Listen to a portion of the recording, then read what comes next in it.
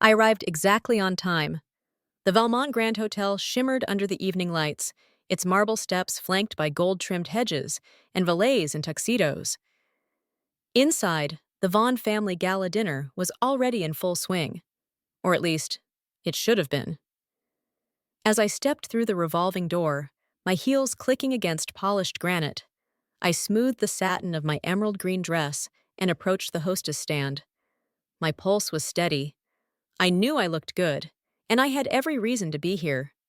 "Good evening," I said with a polite smile. "I'm here for the Vaughn dinner. Reservation should be under Dylan Vaughn." The maitre d', a stiff man in his 40s with perfectly parted hair, scanned the list on his tablet, then blinked. "I'm sorry, madam. There's no reservation under your name." I frowned slightly. It must be a mistake. I'm Lena Arquette, Dylan's wife. He's already inside with his family. The maitre d' gave me a tight, professional smile. "Yes, there's a party for 6 under Mr. Vaughn. I'm afraid your name is not listed." A chill ran down my spine. My fingers instinctively curled around my clutch.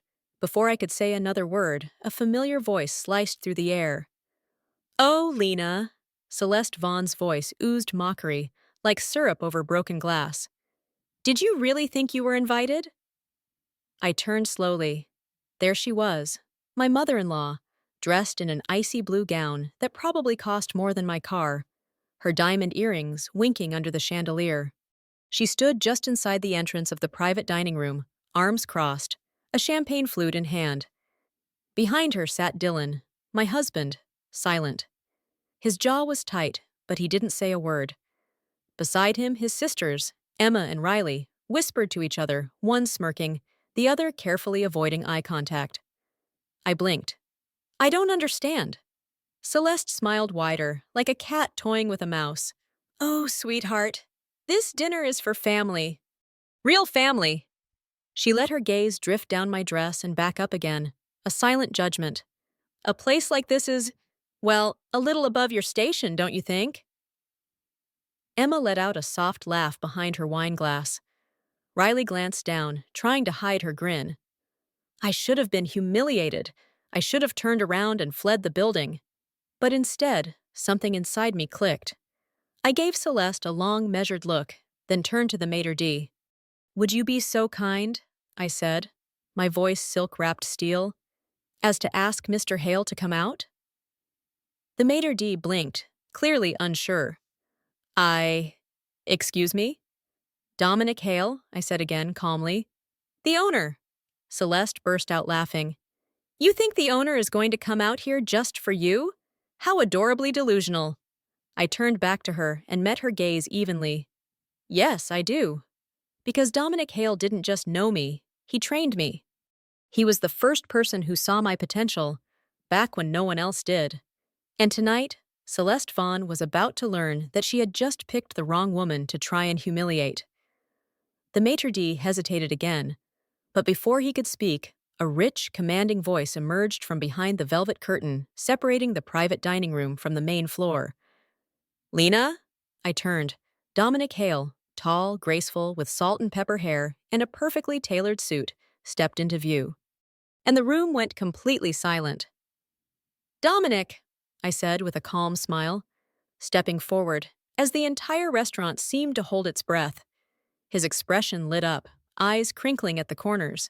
"It really is you. I haven't seen you in, 6 years?" "7, I replied. "Since I left Valmont Group."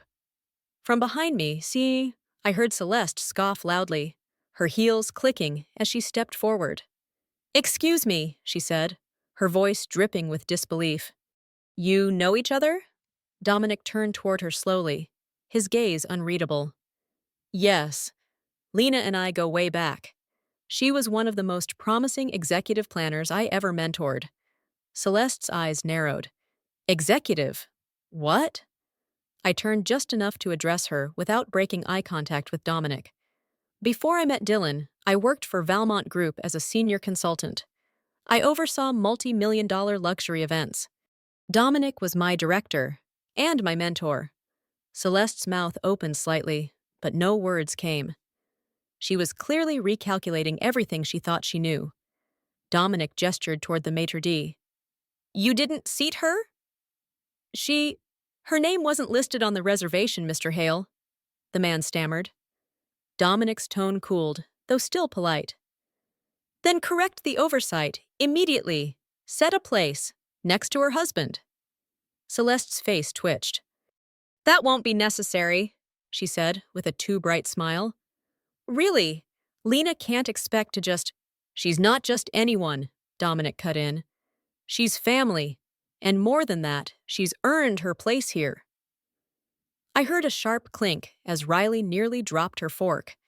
Dylan's knuckles whitened around his wineglass, but still, he said nothing. The maitre d' nodded hastily and signaled a server. Within seconds, a place was being set next to Dylan, white tablecloth smoothed, silver cutlery placed precisely, a chair pulled out for me. I walked slowly toward the table, the air thick with tension.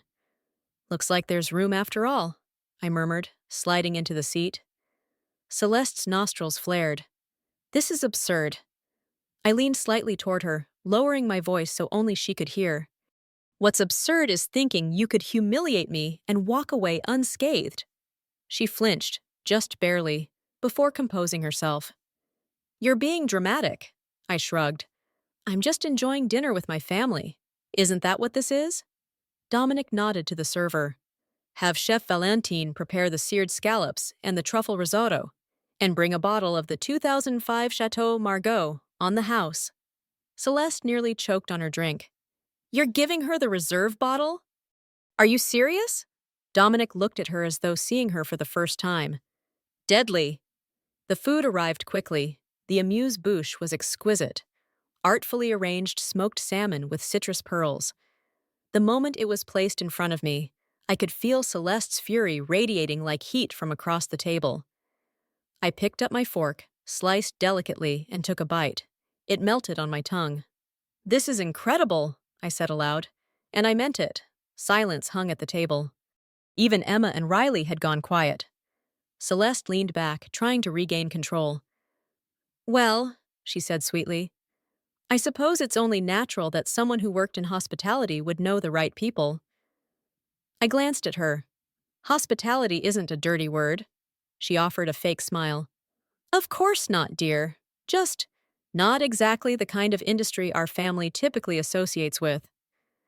Ah, there it was. The true intention behind her charade. Not just exclusion, but a public reminder that in her eyes, I would never measure up.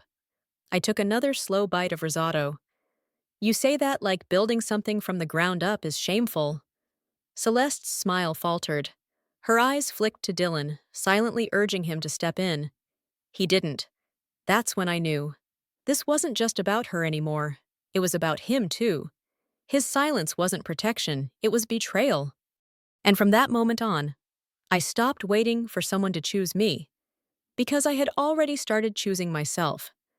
I set my fork down gently, wiped the corners of my mouth with the cloth napkin, and turned slightly in my chair. Just enough to face Dylan fully. He hadn't looked at me since I sat down. He hadn't looked at anyone.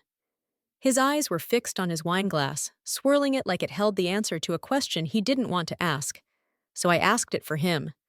Tell me, Dylan, I said softly, though my voice cut cleanly through the silence. When were you planning to tell your family the truth? His head snapped up. Celeste frowned. What truth? Dylan opened his mouth, then shut it again. Exactly. I smiled tightly. The truth about who really funded Vaughn and Mercer? The truth about who kept the company alive when the first 2 rounds of angel funding collapsed? Emma and Riley sat up straighter. Excuse me? Celeste said, her voice low. I turned to her. You seem to believe I married into this family for a free ride, that I'm just some event planner who got lucky. I paused, letting that sink in. Well, let me be clear. Your son's empire, his shiny little portfolio of luxury rentals and short-term housing investments, wouldn't exist without me. Celeste's eyes narrowed. That's a ridiculous lie. It's not, I said calmly. I have the contracts to prove it. Dylan looked stricken. After the first investor pulled out, I continued, Dylan came to me. He said he believed in his business, but no bank would back him. I believed in him too. So I loaned him $280,000 from my savings, acquired over years in corporate consulting and hospitality strategy.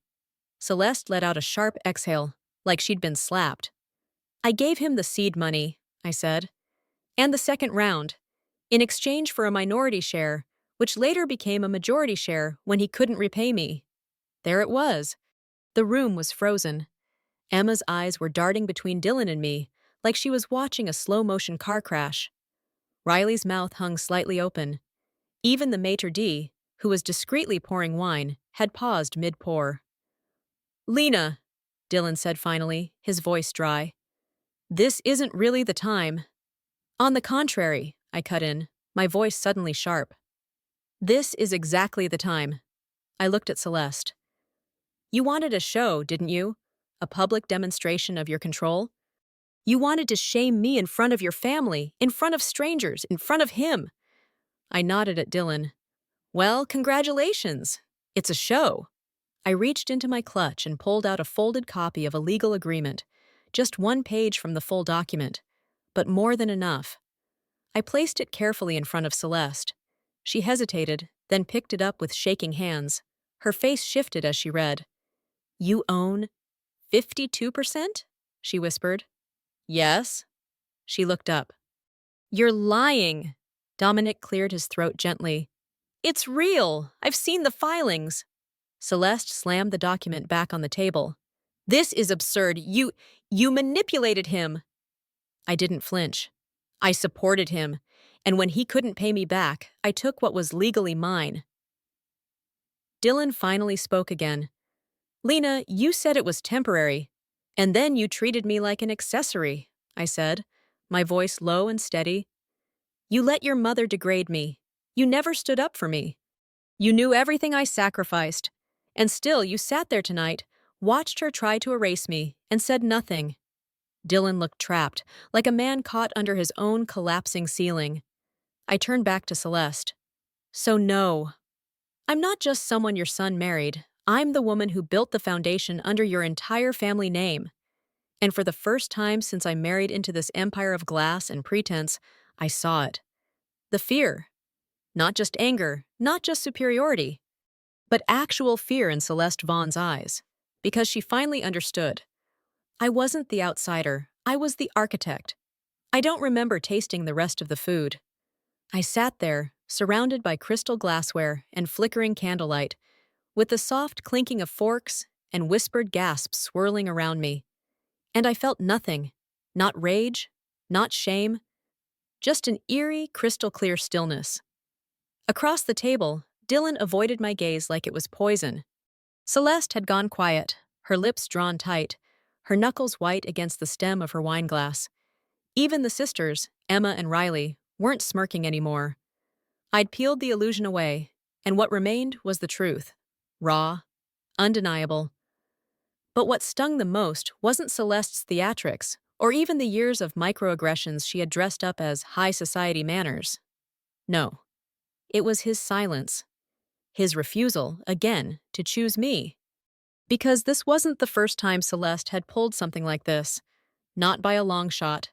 I remembered our wedding rehearsal dinner, where she conveniently forgot to include my family in the seating plan. I remembered the gift she gave me on our first Christmas together, a self-help book titled Elegant Simplicity for Unrefined Women. I remembered her toast last year, where she praised Dylan for rescuing a hidden gem from mediocrity. And Dylan had always laughed it off. She's just like that, he'd say. It's not worth a fight.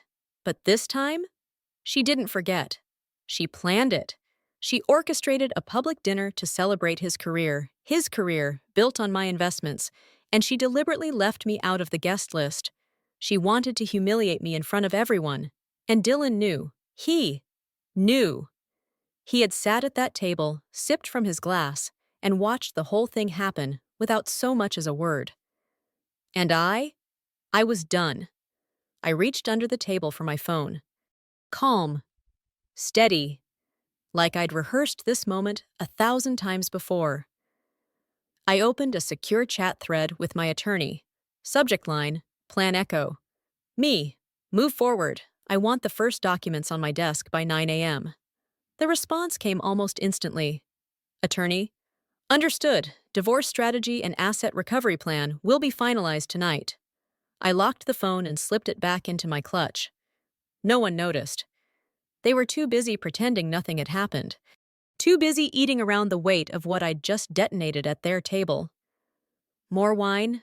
The server asked gently, eyes darting between us. I smiled. Please. As he poured, Celeste finally spoke again, her tone clipped and artificial. You've made your point. I turned to her slowly. Have I? She gave a tight nod, like she was trying to hold together a glass house with shaking hands. You've embarrassed this family enough for one evening. I tilted my head. Funny. I thought you started this. She looked ready to snap, but Dylan placed a hand on her arm. Mom, just stop. It was the first time he'd acknowledged I existed since I walked in. Too little, far too late. Don't, I said flatly, staring him down. Don't play mediator now. He flinched. I pushed back my chair with a slow, deliberate motion and stood. The entire table stilled. I think I've lost my appetite. Riley blinked. Lena, wait. But I was already turning. Dominic, who'd been watching from the service station with quiet intrigue, gave me a slight nod as I passed. Dominic, I said warmly, pausing. Thank you for the hospitality. Always a pleasure, Lena. He didn't ask what happened. He didn't need to. The entire room had seen it, and for the first time in years, I didn't feel small or ashamed. I felt powerful, because this wasn't just an exit, it was the beginning of a reckoning. And Celeste Vaughn had no idea just how much she'd lose by inviting the wrong woman to leave. I got home before Dylan. Of course I did. He had a dozen people to smooth things over with. Half of them probably wouldn't even ask what happened. They'd just whisper about it behind napkin-covered mouths and sip vintage wine until the scandal blew over. But this one wasn't going to blow over. Not this time. The elevator dinged softly as I stepped into the penthouse. His penthouse. Or at least, that's what he liked to tell people. He never bothered to read the deed carefully. Never questioned how the down payment had magically appeared when his credit lines were still recovering from that failed crypto venture. I walked straight into his home office, the room where he spent most of his days managing things. It always smelled like expensive leather and ego. I knelt by the wall, safe behind the bookshelf, entered the code. His college football jersey number, predictable, and it clicked open. Inside, files, external drives, and the documents I'd been waiting for. I flipped through the folder marked VM Equity Agreements until I found the one I wanted. There it was, my initials, my account, the wire transfer records, the clause buried on page 7 that confirmed I was the majority shareholder until formal reassignment, which he never filed. I took a clean photo of the signature page, snapped a second one of the ownership breakdown, and closed the folder. Then I packed. Not in a fury, not in chaos, in silence. I folded my clothes into my suitcase, sorted by color and function. I left the wedding photo on the dresser. Let him look at it and wonder where it all fell apart. Maybe he'd finally realize it wasn't about one dinner. It was about every time he let his mother shrink me into nothing. By the time the door opened and he stepped in, I was sitting on the couch, suitcase by my side, phone in hand. He froze in the doorway like I was a ghost. Lena, he said, voice uncertain. What are you doing? I stood up slowly. Took you long enough, I replied. His eyes darted to the suitcase. Are you going somewhere? Yes, I said, calm and measured. Away from here, away from you. His face hardened. Wait, Lena, let's just talk about this. I didn't move. Talk? Like you did at dinner? Like how you sat there, watched your mother humiliate me, and said nothing? I was trying to keep the peace. I let out a cold, humorless laugh. Peace? Dylan, you watched her erase me in front of an entire room, and you did nothing. He rubbed his face. It's complicated. You know how she is. No, Dylan, it's simple. You're weak. His head snapped up. That's not fair. I stepped closer, my voice dropping. What's not fair is that I built you an empire, and you still let her treat me like a burden. He stiffened. Built me an empire? I reached into my purse and pulled out the photo I had taken. This, I said, handing it to him. Recognize it? He scanned the document, and I watched the blood drain from his face. This isn't real, he muttered. Oh, it's very real, I said. You never signed the reassignment clause. I still own controlling shares of Vaughn and Mercer. He looked up, panic rising. You can't do this. I tilted my head. I already have. He staggered back a step, then regrouped. If you think you're walking away with half of everything, I cut him off. Half? Dylan, you wouldn't even have everything if it weren't for me. He opened his mouth, closed it again. I picked up my suitcase. I'll be staying at the penthouse downtown. His brows furrowed. That's my... No, I said, turning back to him. That's the one I bought. Check the ownership. It's in my name. He stood frozen in the doorway, mouth parted, completely unprepared for the truth unraveling around him. He thought I was walking out. He didn't realize I was walking away with everything. I didn't cry. Not when I walked out. Not when the cab pulled away from our building, and not when I unlocked the downtown penthouse and stepped into the life I had built, but never truly claimed until now. That night I didn't sleep, not because I was upset, because I was focused, clear. At 7:00 a.m., my legal team arrived at the penthouse. 3 attorneys, a private financial consultant, and my most trusted advisor. We gathered around the marble kitchen island, reviewing every asset, every account, every loophole Dylan had tried to keep hidden. By 9:00 a.m., the first volley was launched. Emergency injunction to freeze joint marital accounts. Notice of intention to dissolve the marriage citing emotional abandonment. Motion for exclusive rights over Vaughn and Mercer's decision-making during litigation. Dylan's phone must have exploded, because by 9:34, Celeste was calling. I let it ring. Then I blocked her. By 11 o'clock, the firm's board had received a formal letter notifying them that I, not Dylan, was the controlling shareholder, and that he was no longer authorized to make unilateral decisions. I attached the documents, proving my status. By 12:45, Dylan's office assistant leaked a video to my lawyer. It was Celeste, red-faced, furious, storming into Vaughn and Mercer headquarters, slamming her bag onto the conference table and yelling, "How the hell could she own us?" She thought she could intimidate the board. Instead, she was escorted out by security. And then came the final card. At 2:00 p.m., I walked into the boardroom. Dylan was already there. He looked like he hadn't slept. His tie was crooked, hair unkempt, a man unraveling under pressure he never thought he'd have to face. The board fell silent when I entered. Celeste was seated, arms crossed, lips pressed into a bitter line. She looked at me like I was a virus in her bloodstream. I smiled politely and placed a leather folder in front of each board member. Inside, you'll find proof of ownership, I said evenly. Initial funding history, equity transfer records, signatures, all verified. Dylan's mouth opened. Lena, I raised a hand. I'm speaking. He sat back, seething. Second folder, I continued. An audit of questionable expenditures by the company's discretionary budget, particularly a $68,000 consulting fee transferred to a real estate holding that just happens to be registered under Celeste Vaughn's name. Gasps around the room. Celeste paled. That's slander, she hissed. It's a documented transaction, I replied coolly. But if you'd like to challenge it in court, I welcome the opportunity. The chairman cleared his throat. This is substantial. And legal, I said. I'm assuming control of operations effective immediately. Dylan may remain in his position if he submits to a revised contract and has no access to discretionary funds. Celeste shot up from her chair. You can't do this! I turned to her. You're right, I said. I couldn't do this 5 years ago, when I still believed your son would grow a spine. I gathered my papers and stood. But now? I don't need your permission. I never did. Dylan looked like he wanted to disappear into the carpet. The same man who used to call me his quiet anchor now looked like he was trying not to drown. I walked toward the exit, heels clicking like war drums. Lena! Dylan called out.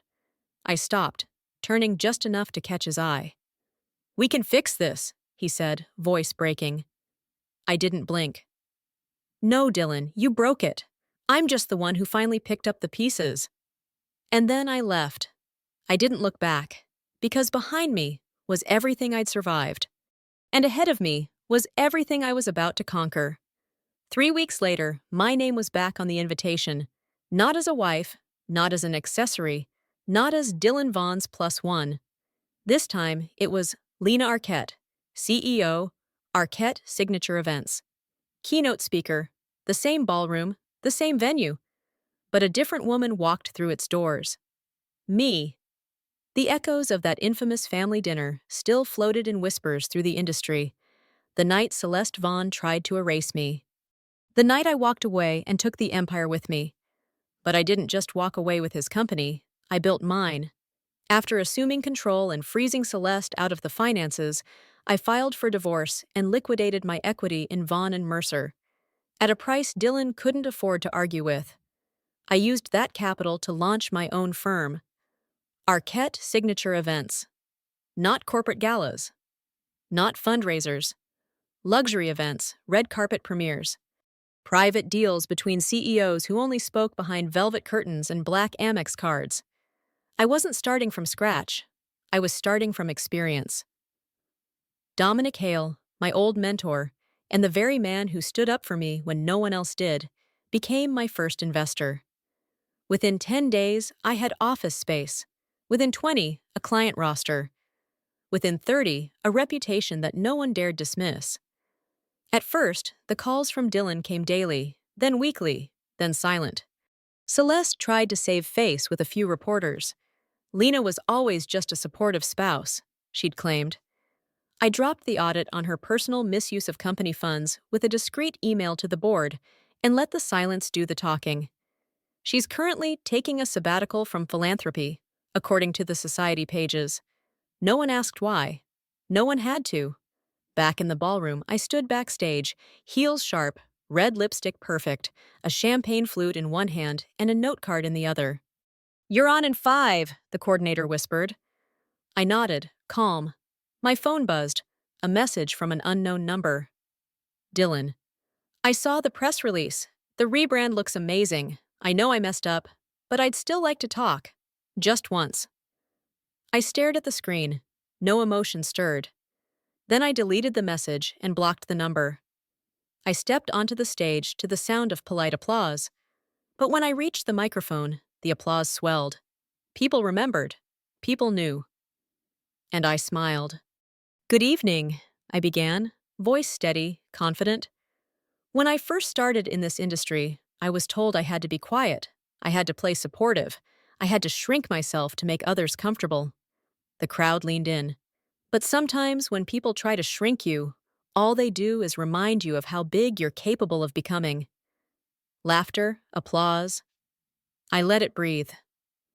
I was told I didn't belong in the room, and so I built a new one. My own. And let me tell you, nothing is more powerful than a woman who stops waiting to be chosen and chooses herself. By the time I walked off stage, I had 3 new business offers, 2 interview requests, and an invitation to speak at a women's leadership summit in Paris. It was everything I once thought I needed Dylan to give me, and I had done it alone. Scratch that, I had done it in spite of him. That night, I returned to my penthouse, kicked off my shoes, and stood on the balcony overlooking the Chicago skyline. A glass of champagne in one hand, my phone buzzing with opportunity in the other. The world wasn't quiet anymore. It was mine. 1 month later, it was over. Not metaphorically, not emotionally, legally. I sat across from my attorney in a glass-walled conference room overlooking the Chicago River. Sunlight shimmered off the surface like it was celebrating with me. She slid the final papers across the table. Thick, official, stamped and signed. "Your divorce is finalized," she said, smiling. "You're free!" Free. I let the words settle inside me, then picked up the pen. No hesitation, no regret, just one clean, confident signature. Lena Arquette. I set the pen down and leaned back in my chair, exhaling slowly. The past 7 years of my life wrapped into one final stroke of ink. Not erased, but reclaimed. My lawyer packed up the documents, pausing to glance at her phone. "Funny timing," she said. "Celeste Vaughn's legal team just requested a meeting. There's talk she may be under investigation for financial misappropriation." I didn't flinch, didn't smile, just sipped my champagne. "That's her problem now," I said simply, because I was done solving problems I didn't cause. That evening, I returned to the penthouse. I showered, changed into silk, let my hair down. Then, as if the universe couldn't resist giving me one last laugh, my phone buzzed. Unknown number. I almost didn't answer, but curiosity got the better of me. "Lena?" Dylan's voice. Quiet, hesitant, like he was still learning how to speak without permission. "What do you want, Dylan?" I asked, keeping my tone even. I don't know what to do," he said. "Everything's falling apart." I stared out over the city, its lights blinking like stars that refused to die. "Maybe you should talk to your mother," I said coldly. "She won't even look at me," he muttered. "She says I embarrassed her, that I ruined everything." I almost laughed. Now he realized. "You did," I said softly. "But not in front of her boardroom, not in the papers. You ruined everything the day you chose her silence over my voice." He paused. "Can't we just talk? One last time?" I thought about that night. The humiliation, the silence, the turning point. "No," I said, firm. "Because I'm not your backup plan. I'm not your fallback. I was your partner, and you let them bury me." He didn't respond. I gave him one last gift. "I hope you figure out who you are without me, Dylan. I really do. But that's no longer my problem." And I hung up. Then I blocked his number. For the last time. Not out of rage, out of peace. That weekend, I hosted my first charity gala as an independent entrepreneur. It was flawless. Black tie, candlelight, live quartet. 4.3 million dazed in one night. As the event ended, a young woman approached me. Nervous, eyes wide. "I just wanted to say, thank you," she said. "Your speech last month changed everything for me. I walked out of a toxic partnership the next day." I smiled, warm and real. "I'm proud of you. Don't ever let someone make you forget your own value." That's the thing about reclaiming your power. Once you taste it, you never let it go again. That night, I stood on the penthouse balcony once more. The city sparkled below, a glass of champagne in my hand, the world at my feet. And I whispered, just for me. I wasn't just rebuilding, I was becoming the end.